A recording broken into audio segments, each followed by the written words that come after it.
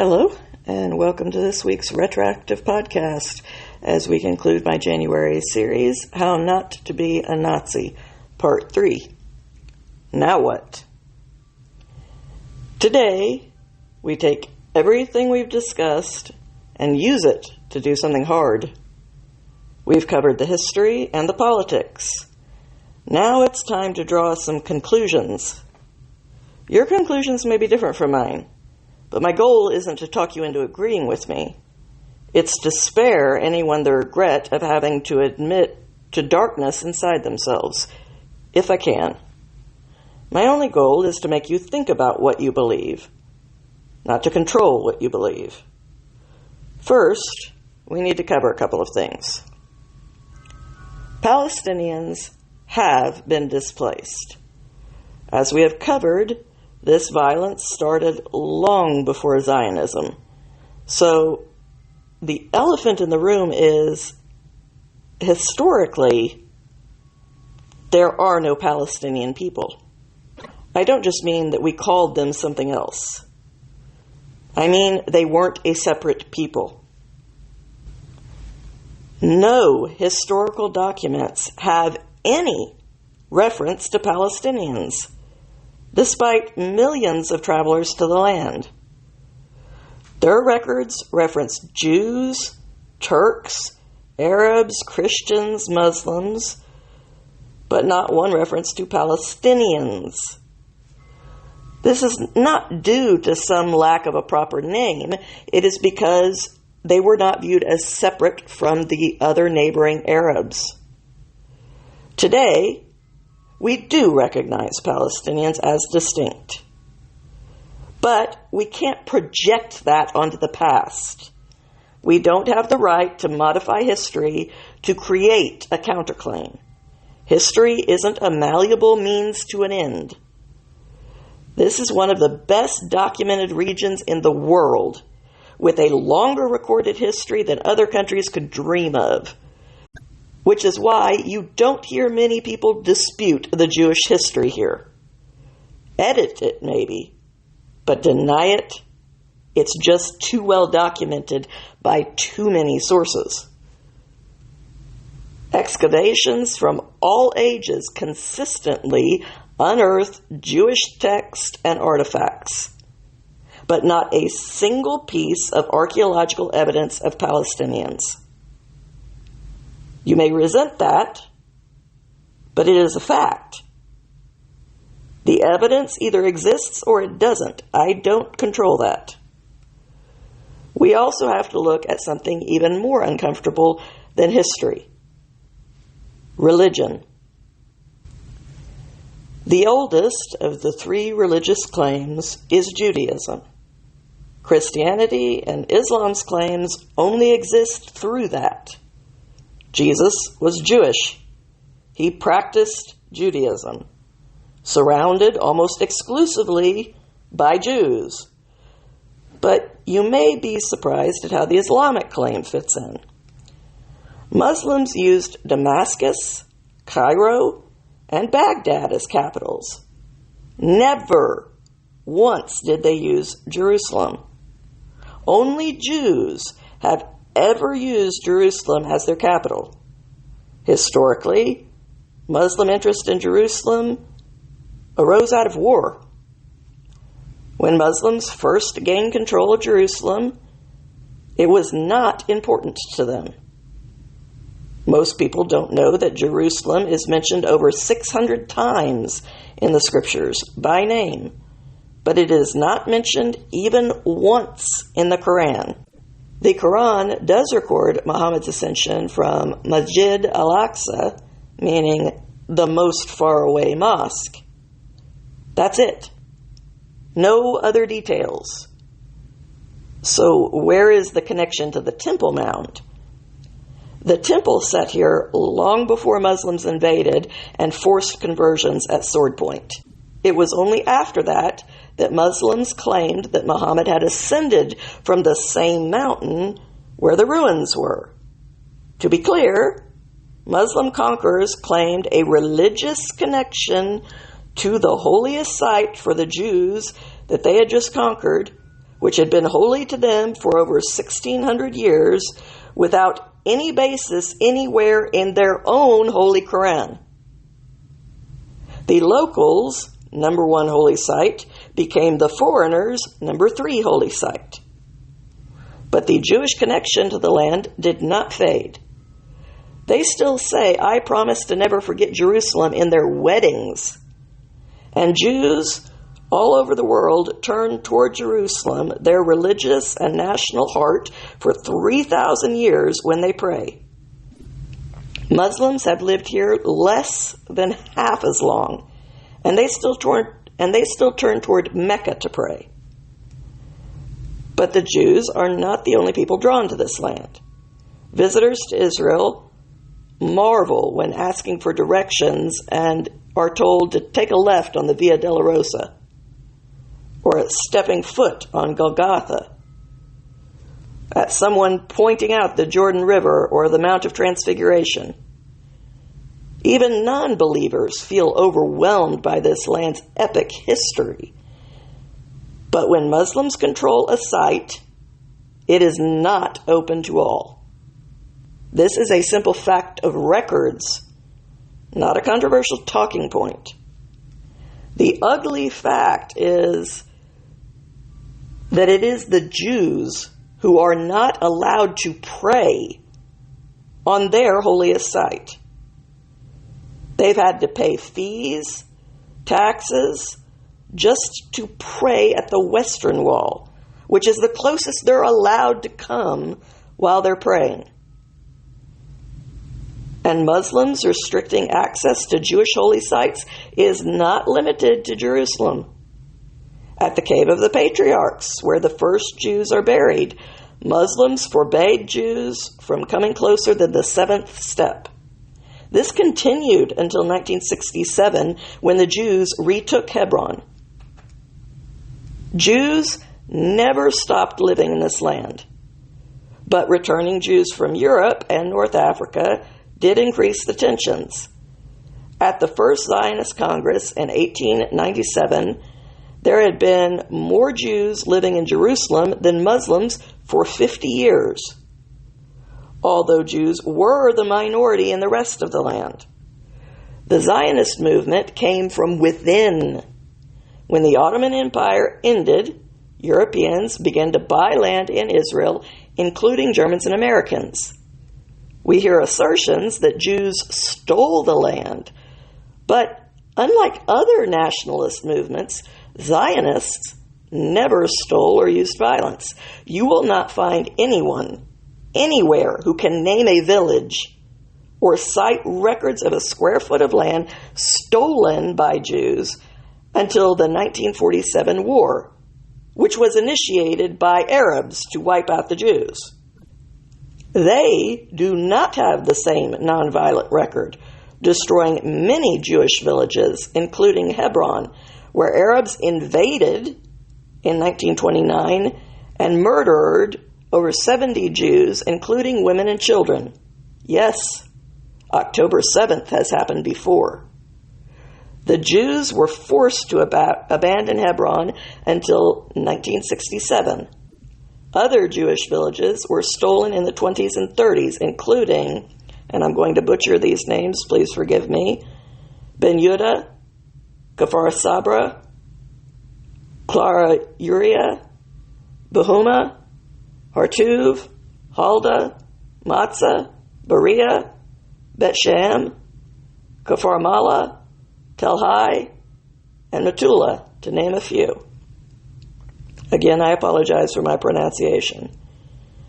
There is a long history of violence here, but it began long before Zionism or the country of Israel. That's the problem in siding with the indigenous simply because they were here first. It comes down to your opinion of when first is, because you can always go further back to those who owned the land before that, and before that, and before that. It's random to label any time in history as the starting point, and it has implications on the present when we do that. Someone could claim that current immigrants are colonizing Westerners and should all be deported. There's a double standard in assertions that Israel has no right to exist or Jews to live there by those who also call for open borders because everyone should be able to live wherever they want. Past violence was not only committed against Jews. The Germans and American settlements were targeted as well. Famed author John Steinbeck, who wrote East of Eden and Grapes of Wrath, had family living outside of Jaffa until they murdered Steinbeck's great-uncle and sexually assaulted his wife and daughter. One wonders how personal some of Steinbeck's quotes were. Consider Grapes of Wrath and draw your own conclusions. Quote, "Sure," cried the tenant men, "but it's our land. We were born on it, and we got killed on it, died on it. Even if it's no good, it's still ours.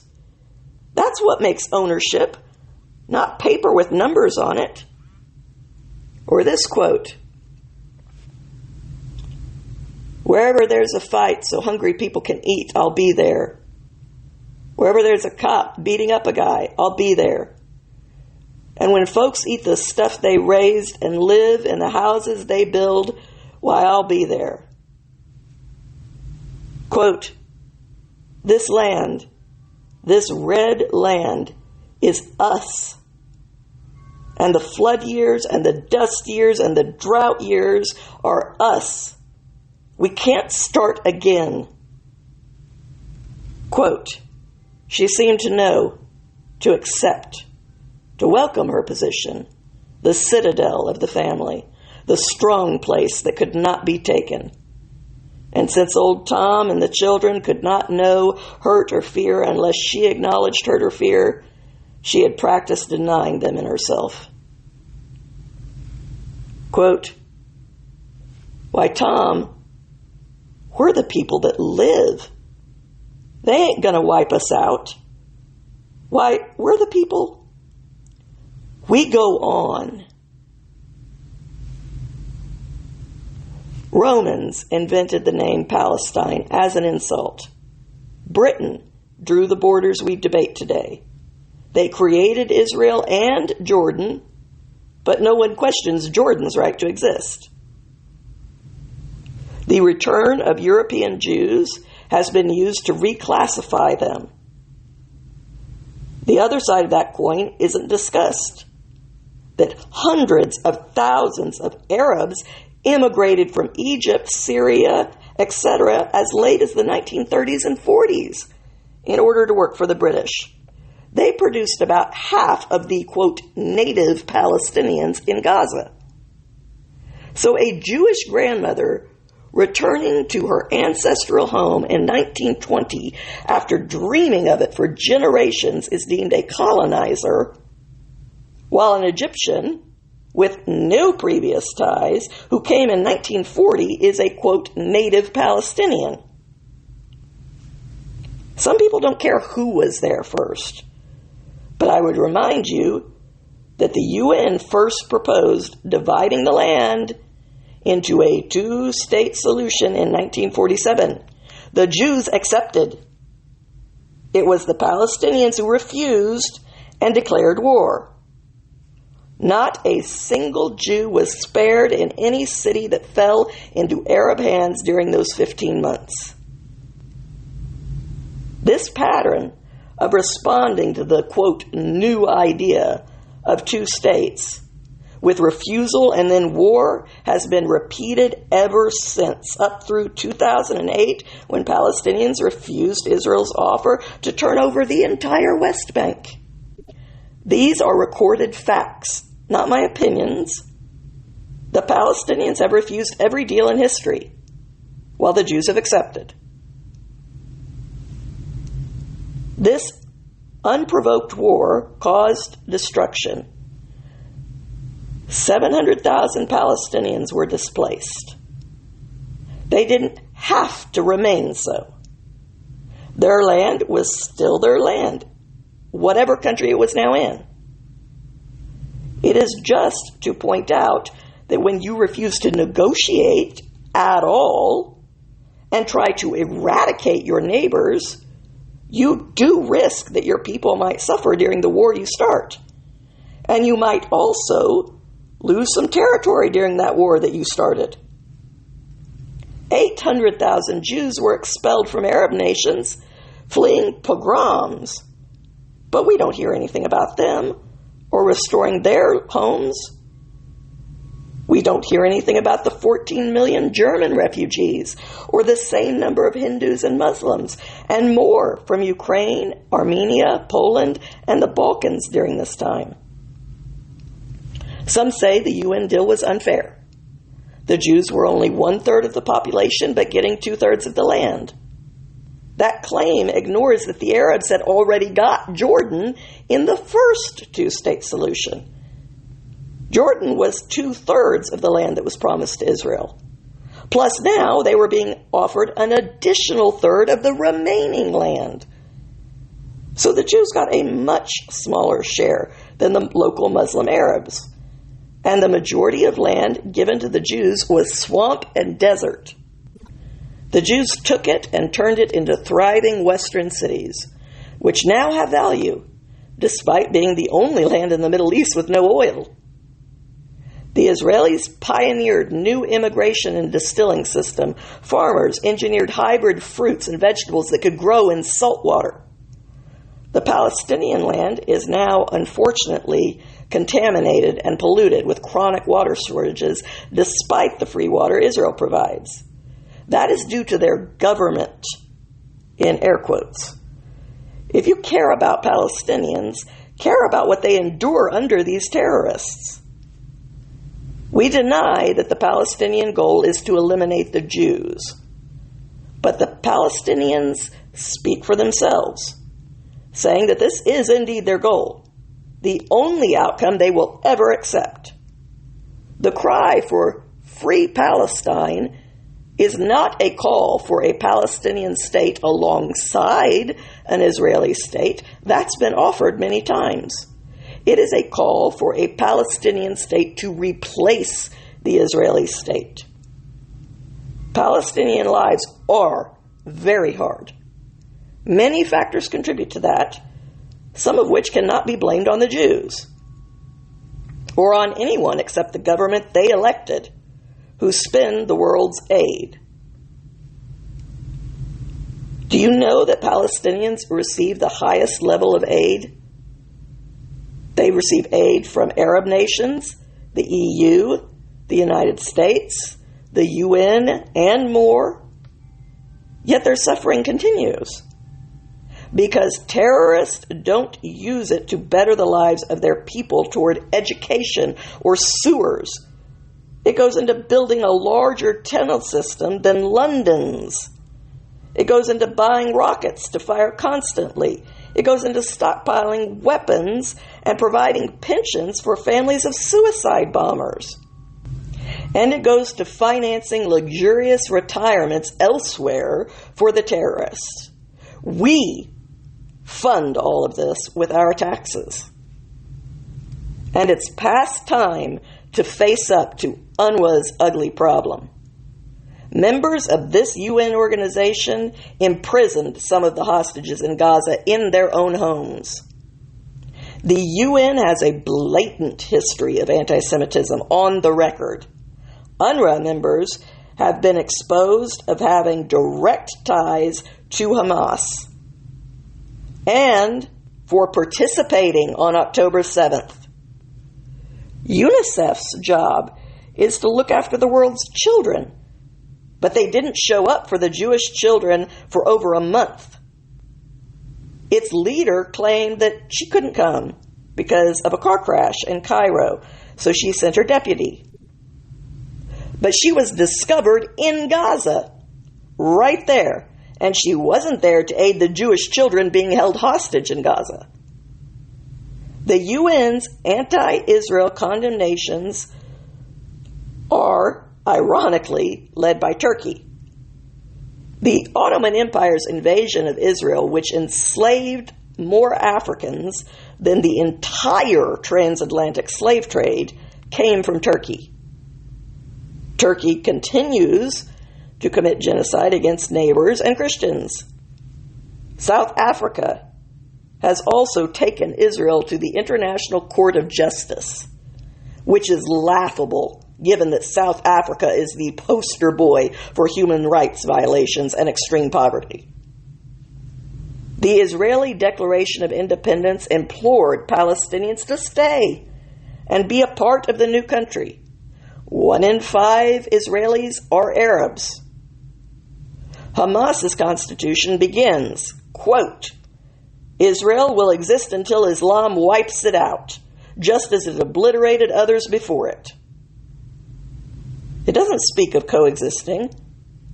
It specifies that Islam will destroy Israel.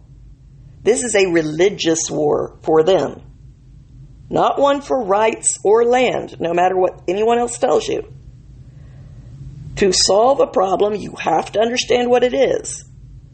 That requires a willingness to see it, even if it's not what you thought. This conflict is difficult to address because it involves subjects we don't want to discuss. But as uncomfortable as it may make me to say it, this is primarily about religion and culture, not about who was there first. The West no longer crusades or forces conversions, and Judaism has never sought converts or empire. There are exceptions, but I'm talking about as a whole society. We have to open our eyes to the fact that this has not been the evolution for all religions, or the way they are practiced in all places. Western generals don't speak of spreading the gospel when they speak of war. The same isn't true in parts of the Muslim world. When radical groups of Muslims attack Jews or Christians or even Muslim minorities, they shout, Allah Akbar, God is great. In fact, they were shouting it all through the atrocities of October 7th, even during rape. As foreign as it may be to us, some cultures still see religion and warfare as downright inseparable. Jihad is simply religious war on the infidel. Westerners no longer speak of infidels or heretics, but this is still an active part of religion in some parts of the world. If you're growing uncomfortable, I understand, because I've been there. But if this extremism is actually as rare as we believe, then why are so many of the following names familiar to you? Hamas, Hezbollah, Islamic Jihad, ISIS, Al-Qaeda, the Taliban, Boko Haram, the Muslim Brotherhood. None of these groups want land or a nation. Theirs is a religious war. We are even more frightened to discuss culture than we are to discuss religion, because evaluating the, quote, worthiness of values is the surest way of seeming judgy. When I speak about groups, I mean, as a rule, this is true. I'm not denying there are individuals who are exceptions, or saying that whatever I'm saying is not true of other people too. Still, criticizing feels cringy. A criticism might be valid or invalid, but only a narcissist is offended at the very idea that there might be anything about them that is less than perfect. And we have in large part become a society of narcissists. We don't accept criticism. We are just uncomfortable with it, whether directed at us or at others. We'll even invent complexities when needed. We desire moral equivalency. We're uncomfortable without it. However true we know the conclusion to be, it feels as though searching for the truth and being honest about it and its significance means that we're doing something wrong. So, try to answer these questions honestly. No one's going to hear the answer in your head anyway. Is there basically peace in the Middle East except where Israelis are involved? How often do you see extreme violence perpetrated in the Middle East? How many Arab countries are dictatorships with a low bar for freedom? Would you feel more comfortable discussing the West instead? Okay. The recent violence in London, Paris, Sweden, and Rotterdam, did that happen in Jewish or Muslim neighborhoods? If you feel yourself bristling right now, as I do, ask yourself why. A question of impersonal fact, just where did this happen, would make you bristle any more than what is 2 plus 2 would. Why are we that deeply programmed to fear truth? We have no fear of theories, love those, but we have a resentful hatred for realities. Okay, ready? If we're doing this, let's really do it once and for all. Is it Muslims or Jews that force their women to veil themselves at threat of lethal violence? Is it Muslims or Jews that bar little girls from education and arrange marriages for child brides? Is it Muslims or Jews that are throwing gay men from rooftops? Is it Muslims or Jews that are killing their own minorities? Is it Muslims or Jews practicing female circumcision? Is it Hamas or Israeli protesters that have turned violent? Is it Muslims or Jews forming rape gangs and killing MPs in Britain? Would you rather face an Israeli court or an Arab one? Would you rather be in an Israeli prison or a Muslim one? Would you rather live in Israel or under Hamas? Deep breath. What justification would it take for you to personally kill someone's baby by taking its head off? What scenario, no limits, would it take to make you feel justified in taking the life of a terrified child in their crib? How many years of wrongs would it take you to feel overwhelmed with elation while raping someone? What history could make you kill a grandmother and post it for her family to see? I couldn't even conceive of a scenario where I could do those things. And despite all of the assertions that there are, quote, justifications, I know in my soul that no, nothing could ever justify those things. Which brings me to the biggest lie being told, the one that the most people are repeating and don't even suspect it's a lie.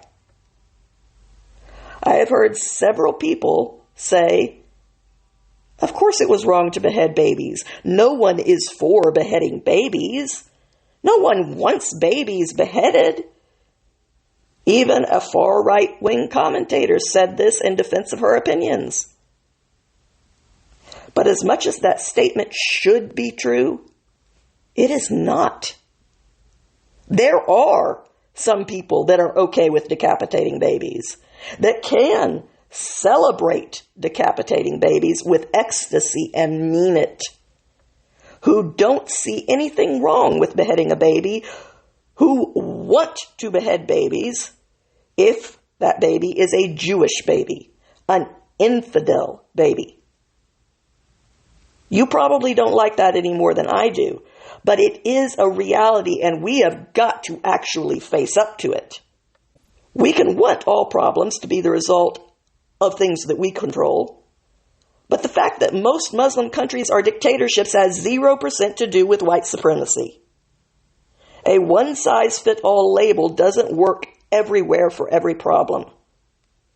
This is a cultural problem. It's just hard to admit because it's not our culture this time. And it is our duty to make that distinction. The fact that 17 of the 20 most dangerous countries to be an LGBTQ person in are Muslim has no link to colonialism. None at all. The fact that the most dangerous countries in the world to be a Christian in are Muslim isn't about racism. In search of a moral equivalency, you may say, the West is unaccepting too. If you mean, do we share every belief and agree on every subject and validate every idea? That's not acceptance, that's Stepford.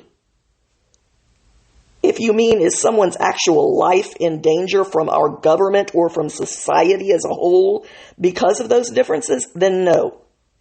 We are not unaccepting in that way. Despite the size of the Muslim world and its riches in oil, when it comes to being a good place for its people to live, it fails. 1/3 of the world's Jews were killed by Nazis. They have no oil. They are surrounded by aggressors. They got only a sliver of the most worthless land, and yet Israel is successful and a thriving place for its people to live, including its 1/5 Arab population who are protected by the laws and the courts that uphold them. The Jews are humanity's success story. They make up 0.2% of the world. That's not 2%. That's 0.2%. And they represent 22%, more than 1 in 5 of all Nobel Prizes. They've contributed leading scientists, practically the entire leadership of the Manhattan Project, which created nuclear power, the cleanest energy option available, inventors, doctors, researchers, lawmakers, bankers, high-end jewelers, artists, from the best filmmakers to incredible musicians. Answer one question: why? Because not all ways are equally good. They get far less aid, less opportunity, and are unarguably the most consistently persecuted race in all history. And I'll just say it. The world's worst evils have not been able to kill these people. They just come back from the very worst humanity can throw at them again and again, and they thrive. They are intelligent, hardworking, original thinkers, community-centered, invest in education, in their land, and in the world, and they do not give up. They aren't violent, as evident in their impressive success in defending themselves and in how they go about waging their war, not in spite of it. They don't initiate war or even go about it in terms of retaliation. When they do wage war, it is out of a very real duty to protect their people for their actual survival. And they hold their military to some of the highest standards in the world, even as they endanger them to protect enemy civilians. This despite the weariness they must feel at the unrelenting abuse and unjust accusations of the world. Hamas uses their own population as human shields, saying, quote, "They aren't our responsibility," to the media. They protect military targets by building them under hospitals and schools. They pay the families of suicide bombers and raise their own children to become, quote, martyrs. Still, some people actually argue that system creates fewer terrorists by leaving Hamas in power. Hamas has nothing to take pride in. Yet it brags, they love life, but we love death more. There is a proverb that has endured the test of time. It goes like this: When someone repeatedly tells you who they are, believe them. Hamas has told us all along. They say the same thing to this day that they said at their founding.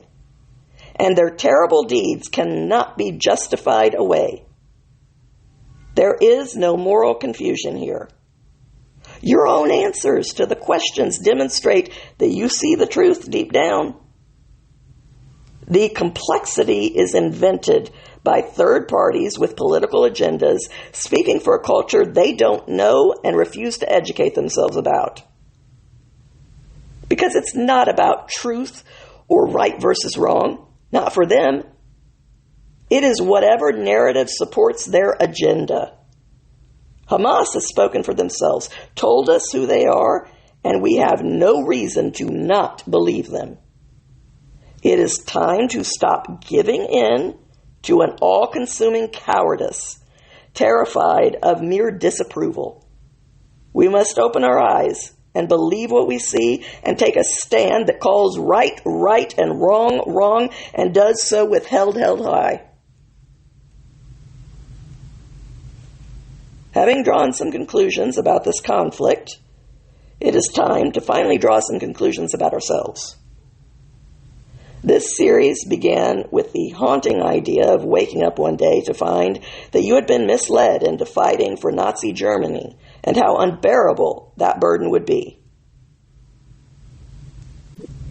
The resentment designed to be felt when you hear these accusations against Israel is designed to fuel anti-Semitism that you were never supposed to examine, as we've done here in this series. You are never supposed to hear about the lives of real people on either side. You are supposed to see only groups and feel about them how you're told to. So, how do you feel about a young Israeli woman who knew victims at the music festival and decided to be part of the 140% rise in voluntary military service after October 7th? She reported for duty, but shelling began and she was killed exiting her car less than 2 weeks after her friends died at the music festival. Gen Z is often criticized for its shallowness and frailty, but they rose up all over Israel, protecting others with the cost of their life's blood. They are a generation of heroes that I will remember as the Magnificent Seventh.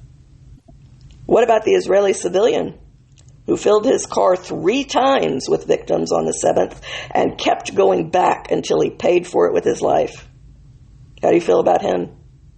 Was he just a Jew that had it coming? What about a high-ranking war vet whose son called, begging his father to save him as he hid with his children, the massacre taking place all around them? That man got in his car and started driving toward his son, but stopped to help wounded victims, strangers, knowing that every minute's delay might cost the lives of those he loved most in the world. He even gave up his car for the wounded and eventually borrowed a friend's car and continued on. In one of the few happy endings of that day, he arrived and opened fire on the remaining terrorists in time to save his family. In a story whose end is yet to be written, a Jewish couple went ahead with their wedding day after the 7th, knowing the groom had been called up. Like so many before then, including Jews in the concentration camps, this couple chose to live while they had life, despite a very uncertain future. How do you feel about a mother who wrote a letter to the Israeli troops that mistakenly shot escaping hostages running toward them, one of which was her daughter? She forgave them and absolved them of the blame, despite her own pain and the desperate fear she knew her daughter must have felt in those last moments. But she didn't want the soldiers to punish themselves for responding to what they believed was danger. She told them that the blame lay solely at the feet of those who had taken her daughter hostage. She even invited them to share a meal in her home when they returned. Could you have done that if it was your daughter? How do you feel about the 17-year-old girl who wrote about being a hostage after she was exchanged for Palestinian prisoners? Quote, children, many of whose shockingly violent crimes are preserved on videotape. Separated from her mother and two younger brothers, she spoke about the other hostage girls who had been raped, who begged her not to tell their families that they were alive, but also not to tell them what was being done to them, because they didn't want their families to have to bear that.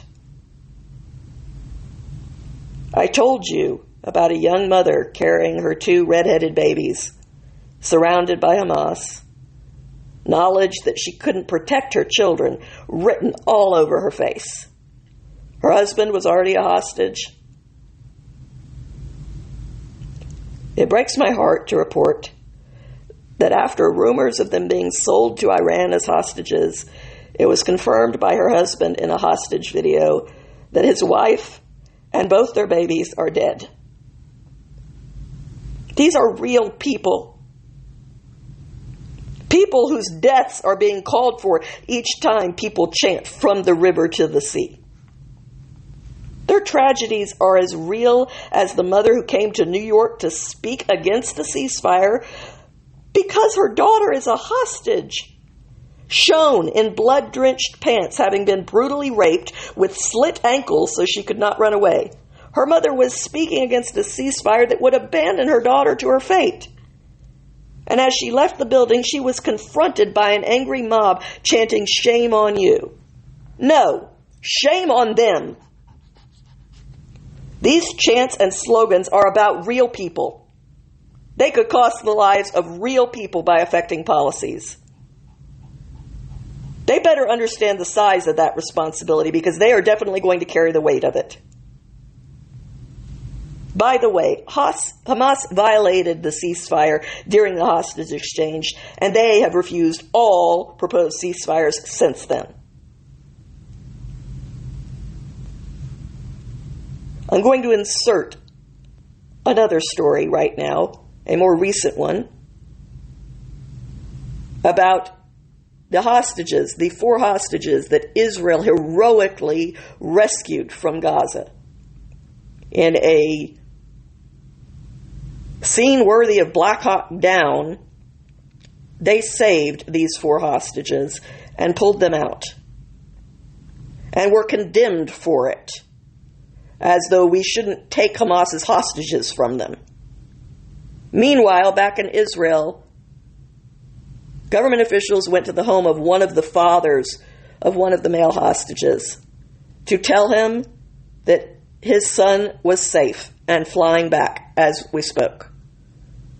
They found his father dead of a heart attack only about an hour before. He died not even knowing that his son was safe. And there are so many of the hostages' families right now begging the world for help. We cannot let the protesters for Hamas be the only voices that are heard, or those people will pay the price.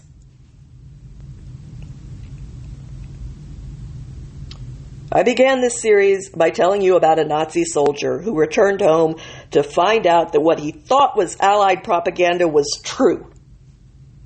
And he was one of the baddies. I asked if we could live with being in his shoes. I want to end this series with a final story, demonstrating the dangers of propaganda. We have come to accept the idea of choosing between groups on the basis of who is the underdog. We make this decision on the grounds of the past rather than on current situations. We are encouraged to assume that if we make a mistake, if we side with the underdog, we avoid doing any harm. I would like to demonstrate the dangers of such reasoning. You're walking home and you see a large teenager who is known to be a bully swing with all his might as he punches a much smaller loner, someone you know is often picked on, punching him hard across the face and sending him sprawling. The underdog is clear, so whose side are you taking? Now, what if I told you that on that day, the larger bully, who is a bully, hit the other boy that day because he just saw him torture a kitten by putting its eyes out? Does that change anything? What if I told you it happened because the bully had just seen him douse his 4-year-old sister in gasoline and light her on fire? Do you still feel it's harmless to always defend the underdog? One last version. Russia invaded Ukraine and did terrible things, just as some claim that Israel has done to Palestine. But if Ukraine had responded, not by fighting back on fronts with their military, but by going into Russia and butchering civilians, burning children in lit ovens, gang raping Russian women to death, and taking hostages, then retreating to hide among their own civilians, endangering them, how firm would your support be for Ukraine then? Because that's what Palestine did. So it's time to ask the really ugly question. If you aren't okay with Ukraine doing that to Russia, why are you more okay with it when the victims are Jews?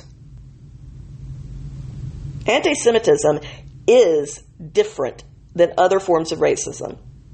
We are more willing to justify it. It is a shape-shifting bigotry, which is why it has survived so long, and it keeps cropping up with a vengeance just when you think it's dead. Jews were once hated for having different traditions and religion. Then they were hated for assimilating and converting, for being parasites that were hiding in plain sight. They were hated for being poor and burdens on society. Then they were hated for being rich and successful, which must have come at someone's expense. They were hated for being in other people's countries. Now they're hated for having their own country. Nazis hated them for not being white. And now we hate them for being white.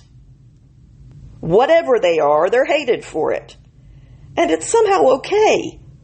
Or at least not as bad as other forms of racism because they deserve it somehow. That is why we are in danger of waking up one day to find our own face in a Nazi video hailing Hitler. Or worse. The Nazis were at least ashamed of what they did. They tried to hide it from the world. They lived in a state of drunkenness to try to forget what they were doing in those camps, even before the rest of the world knew and condemned them. Hamas has reveled in taking credit for what they did. They have thanked protesters in other countries for the influence they are having. Even during the massacre, operatives were calling home to brag about what they were doing, telling their parents, "Mom, I've killed 10 Jews with my own hands," and celebrating. Members of the media who have seen wars and genocide firsthand, that watched the unreleased footage of the attacks, consistently said it was worse than anything else they have ever seen. Worse even than the things the actual Nazis did, or the genocides they've seen in third world countries. Truly unspeakable, they mumble. Having seen the released footage, I can't imagine. There are other videos. Protests, violence, despicable things shouted, preserved for all times, Jews being barred from classrooms. That didn't stop an Australian leader speaking of, quote, tears of joy streaming down his face over the October 7th massacre.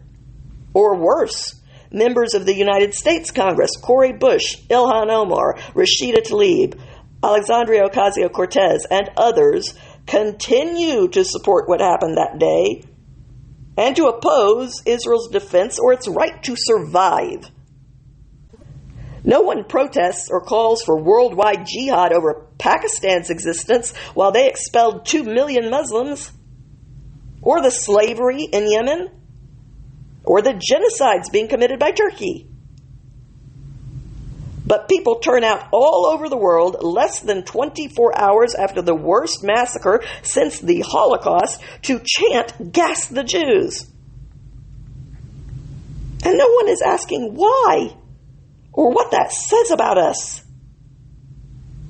It is done in the name of caring about Palestinians, but even a brief review of protest videos show that it is clearly more about hating Jews than loving Palestinians. Chatbox GBT will condemn genocide in more clear terms than Claudine Gay will. She says it depends on the context.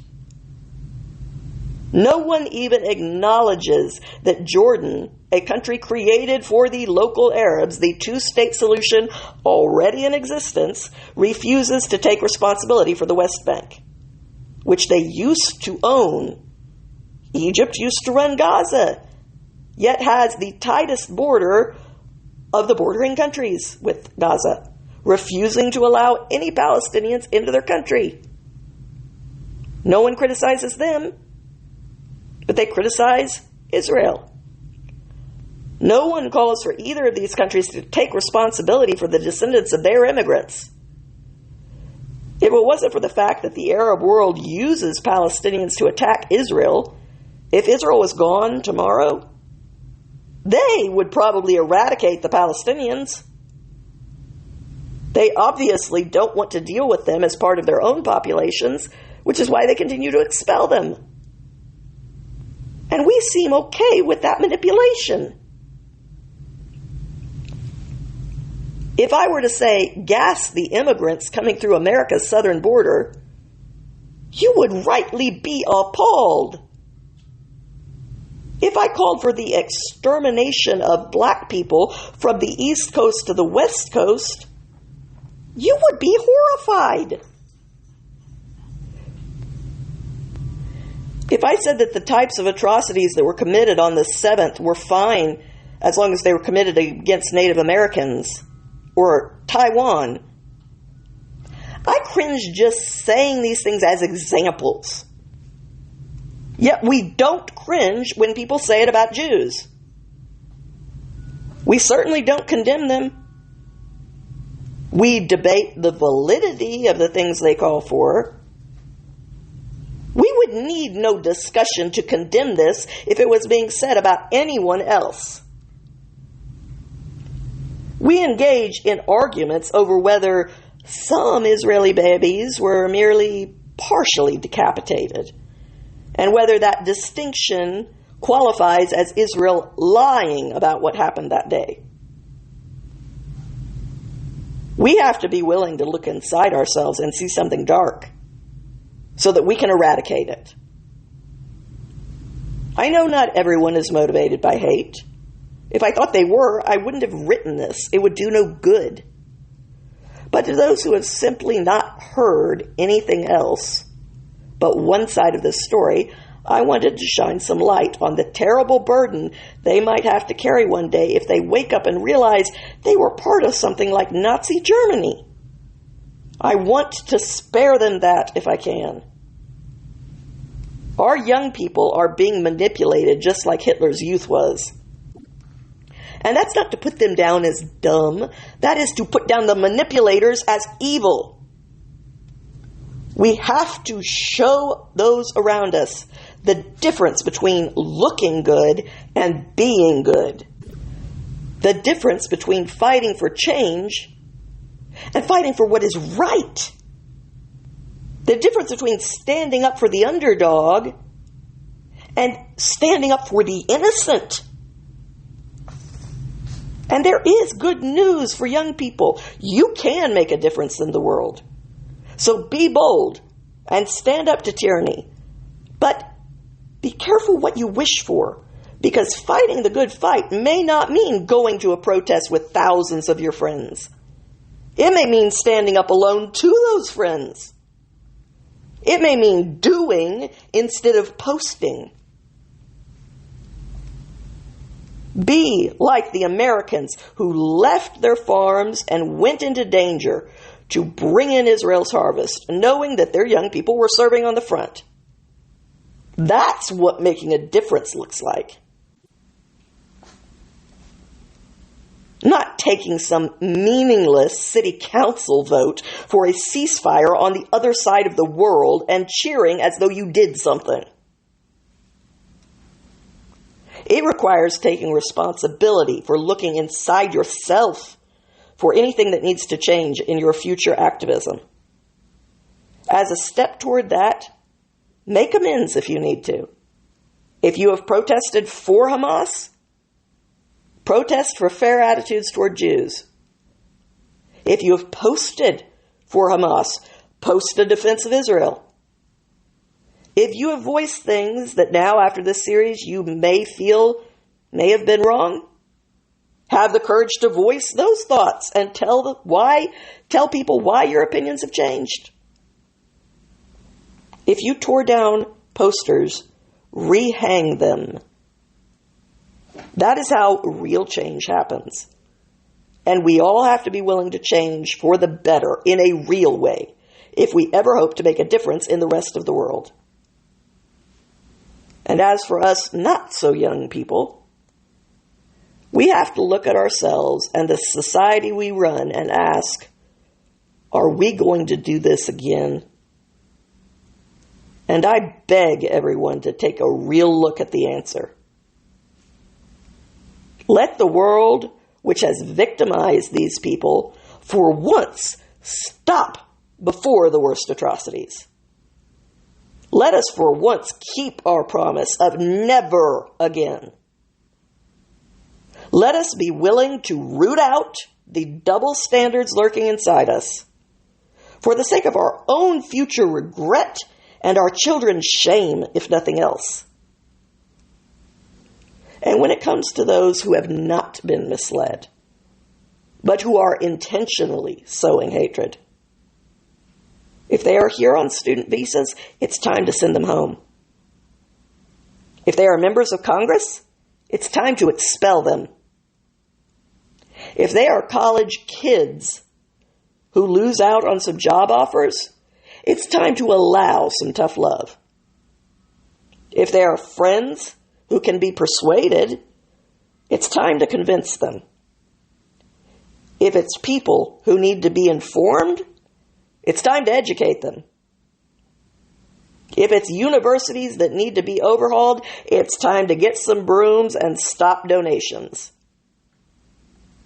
If it's organizations like the UN needing to be replaced, it's time to write your leaders to pull funding.